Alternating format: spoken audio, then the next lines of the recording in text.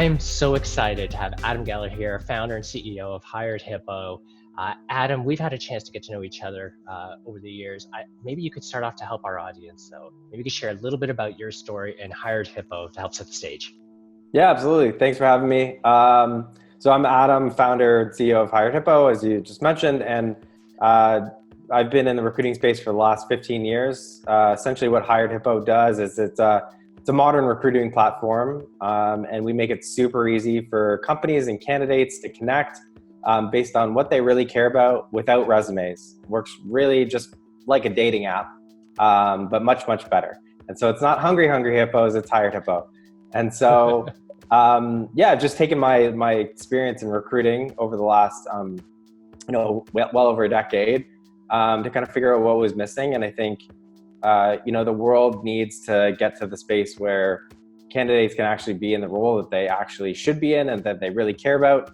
And I find that that's very difficult to do nowadays. And so we're on a mission to make that easy. So let's start off with a juicy question then. Clearly people are hiring you and buying your software to find talent, but really who owns the idea of attracting great talent? Yeah, it's a good question. And the simple answer is everyone. Everyone in the company should be a recruiter. They should put a recruiter hat on and they should be focused on what are the gaps in our organization. What are the types of people that we're looking for? What kind of culture do we want to create moving forward? How does our culture change on a day-to-day basis? But really, the number one reason why people leave jobs is not necessarily because of the company, but it's because of the sales leader. And so, or their manager in general. But if we're talking about sales specifically, people want to work for, a leader that inspires them and that they, that really resonates with them and what they want to be doing. So from a attraction standpoint, it should always be the hiring manager. They should be, typically in most cases, the first point of contact, after the screening process. I love how you started with that kind of big tent idea and you gave some specifics. I want to dig into that hiring manager a bit. Now we work predominantly with sales teams, and I know that's where we've spent a lot of time chatting. So let's dig into that hiring manager. If a sales manager wants to create that culture to attract the talent, as you eloquently put it, what are the things they can do to help create that attractive culture? Yeah, it's a good question. I think for the most part is just really understanding the culture that they want to create, making sure that they really understand like the type of person that they want to work for them. Some sales managers really want someone who can be, super gritty. Some people want some people who can be a little bit more empathetic. So just really understanding sort of what are the type of people you want to attract. Once you understand and can, almost self-identify who those people are and what to look for, it's going to make the recruiting process a lot easier. So I'm coming at it from a recruiting perspective, which I understand really well. And so what I think a mistake is that a lot of people make is they're like, I think I want this person with this degree because that's what's worked in the past. Or, my expectation is that someone that's going to be really good in this role will, execute really well in an interview or send me a follow-up, email that really speaks to me. That's not always the case. You see that when people have like a really, spectacular resume and they get through the door, someone like blows the roof off of an interview and, 6 months later still aren't very good, right? I think it's because they don't understand what exactly that they're looking for. So I hope that answers your question. I love that comment. That resonates so well. And as sales leaders, we should be really good at understanding our ICP and our customer personas. That should apply to our staff too. So I think that resonates well. You alluded to a few things though. You said companies are looking at the resume, maybe kind of a flashy thing, and that's what's worked in the past.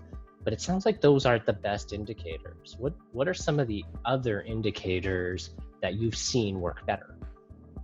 Yeah, well, I think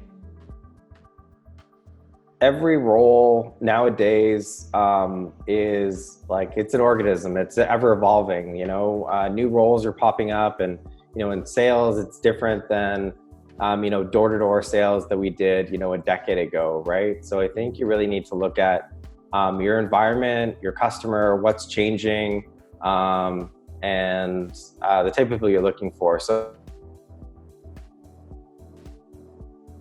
community is that they want salespeople to be coachable, they want them to be empathetic, and they want them to be really passionate about the work that they're going to be doing. And, that's sort of like the core of what would make a really great salesperson. So, I think it starts from that. Okay. So think a little bit about those attributes. I'd love to unbox a little bit about what you're doing with HiredHippo, because I think it shares a little bit about the unique aspects of hiring sales. I hear a lot from sales managers that when they're working with HR, recruiting departments, they often get given a bunch of resumes and they need to evaluate it based on that. You're doing something different with HiredHippo in terms of what you're sharing. Maybe you could share a bit. What is it that you're giving hiring managers for to look and filter through those candidates? Yeah, in a few words, we're giving them a super rich profile, something that you can't see on their resume, on a cover letter, on their job description. And where we're really heading is like, what are better conversations that you can be having with top key talent to better identify how this person is gonna not only be successful like in their first 30, 60, 90, but a year down the line.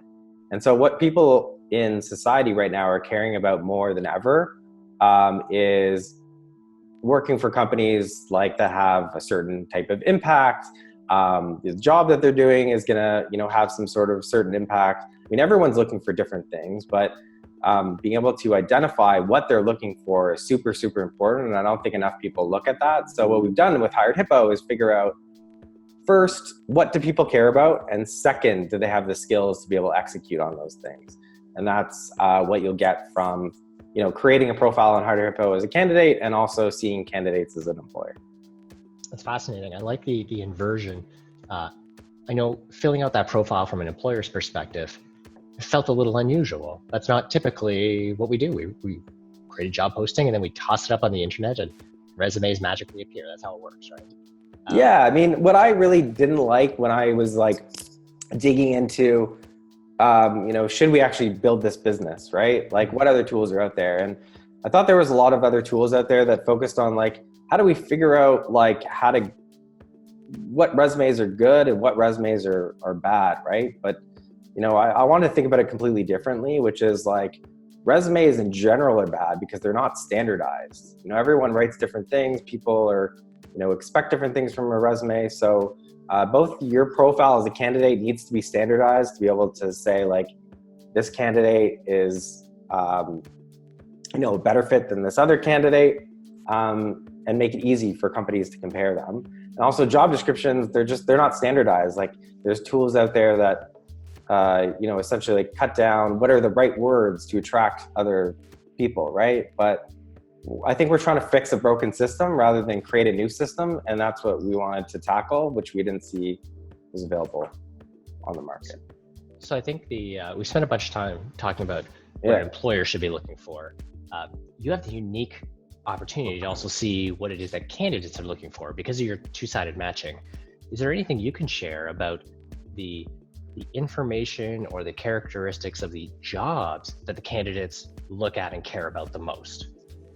Yeah, I think, Joseph, like, people would be extremely surprised with what candidates are looking for. Like, there's this expectation that, candidates that are good, that want sales are only interested in money. And I think, it's so different across the board in terms of what people are looking for.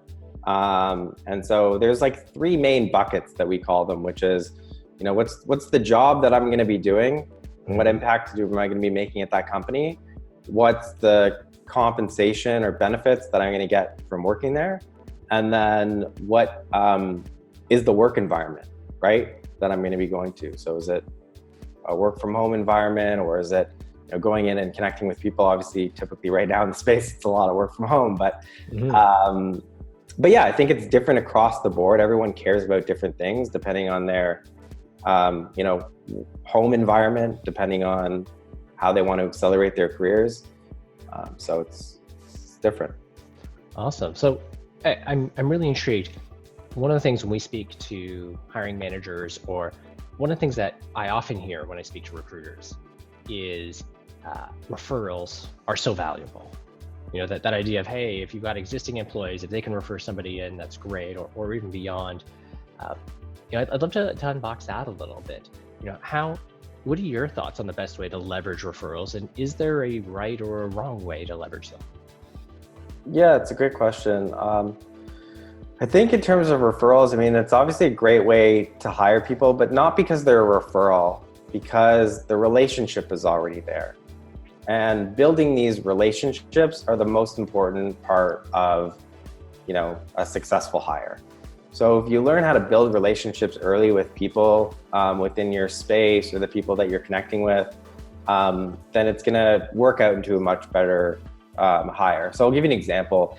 Like if you can start identifying what type of people you need to hire before you even hire them, and start having those conversations early. Even in an environment like today, when you might not be hiring for the next couple months, like still having those conversations, identifying the right people is really, really critical, right? So I think, I think just to answer this question directly is that referrals are great, but if you don't pay attention to people outside your immediate community, then you could have some diversity inclusion issues, right?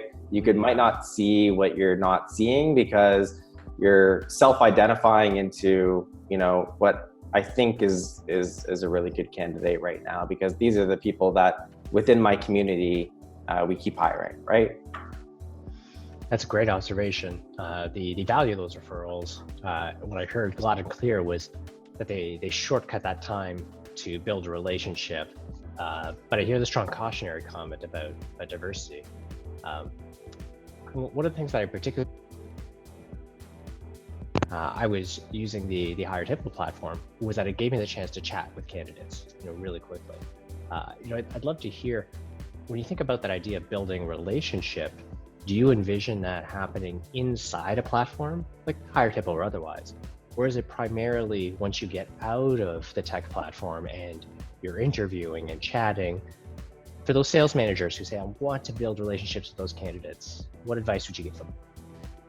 Yeah, I think it doesn't matter where the relationship happens. I think as long as it's comfortable and, not faked, I guess is the way to put it. So it has to be very genuine and authentic, right? So if you're more comfortable creating relationships or building relationships and quick conversational messages back and forth, then I think it's great to start it within the platform. That's why we built it, right? Because a lot of candidates are more comfortable.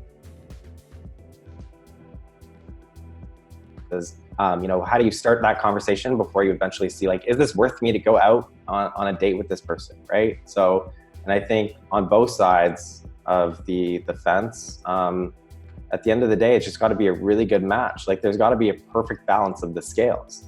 And I think that's not something that a lot of people look at. So, okay.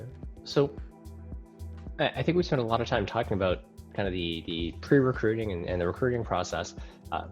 I know that we said we wouldn't take all of your time, so I want to just kind of shift gears into one last topic before we're wrapping up, and it's kind of what happens after the recruiting process. So I've heard this the other day, a short statement. I'd love to run it past you and hear your thoughts, whether you agree with it. That salespeople really just want a clear path for advancement and options for training. And I'd love to hear, does that sound true to you? And from your recruiting experience, does that really hold water? Yeah, I think what the problem that we have is that we just make a lot of these generalizations. So again, going back to my comment earlier, I think people are looking for different things. We know that based on how we identify the data that comes in from HiredHippo, and by screening and connecting with candidates, asking them a simple question, which is, what's next in your career? What do you care about? Why would you leave your Wow. current job? And so, I think it's different for everyone. And that's what, the data shows as well. So yes, there are definitely a lot of salespeople that are looking for career advancement and training options. Absolutely. I think if you can offer that as an organization, you'll be able to capitalize on a large pool of talent, because at the end of the day, in addition to what other things they're looking for, a lot of people will also be looking for that. But I think what I've heard recently is a mistake where a lot of sales leaders or people that have got into a higher level sales role are actually a little bit self-conscious about asking to take a step down. And I think it's a problem for their mental health, right? So they might have thought that they wanted to be in a leadership role that seemed like that was the next step in their career. And then they're thinking are people going to look at me differently if I take a step back, if I go and approach another organization? And, I was a sales leader of a team of 10 people and now I just want to be an account executive. And so they struggle with that. And on the same side, companies also struggle with saying, you were a sales manager before. Are you really going to be happy as an account executive? And it's this a candidate's overqualified and all that. Yeah, exactly. And they're not overqualified. They're looking for something different. They can contribute to the organization in a different way. And people change, and I think it's a mistake to say that what somebody wanted yesterday is the same thing that they want tomorrow. I'm so glad you brought that up, because it's a beautiful parallel with that idea of the buyer's journey, where each customer has their unique path, each candidate has their own path, and being empathetic with that is so important. And I'm glad that you mentioned that, because it's a really good reminder, and it's good to have that kind of hammered home. Yeah, exactly. It's been a fantastic conversation. I mean, a lot of our audience are sales leaders, directors of sales, CROs. Just before we wrap up, if they're looking to grow their teams, is there any other advice you would give them for them to keep in mind, just as we wrap up the conversation? Yeah, I mean, I think I would just definitely be empathetic to where people are at in their career journey. And I think the better conversations that you can have with those candidates to discover and pull out that information in an authentic way, you're going to definitely reduce churn on your team. You're going to have staff that are much more satisfied. And then I think the other thing, when you're looking at recruiting, because that is my expertise, I've never, run, a large sales team. So from a recruiting perspective, my suggestion is that to put transparency into your playbook, because the biggest thing that I hear from candidates in terms of why they want to leave their current job or why things didn't work out was because the job wasn't as explained to them, it wasn't as expected, or something changed. And so I think we're too quick to sell people on an idea of what we hope this work environment is going to be like, and not exactly what it is. So I'll give you one quick example. If you can only train someone one day a week, or you're not available because you're busy doing other things, let that candidate know that. Be very, very specific and figure out, if I was only available to you one day a week, how would you be successful? If I created that work environment for you, what are you going to do to continue to be successful day in and day out? That's awesome. I love the actionable nature of it, and I completely agree with the value of that transparency. It's the best way to be empathetic both ways. Mm-hmm. Adam, Absolutely. This has been such a fantastic conversation. Thank you so much for the time. I'm looking very much forward to the next time that we chat. But in the meantime, thanks again. Looking forward to getting this up and feedback from our audience. But I hope we chat again soon, and we'll see you next time. Awesome. Thanks very much for having me. It was always a pleasure chatting with you. Likewise, Adam. We'll chat soon. Ciao. Okay, take care.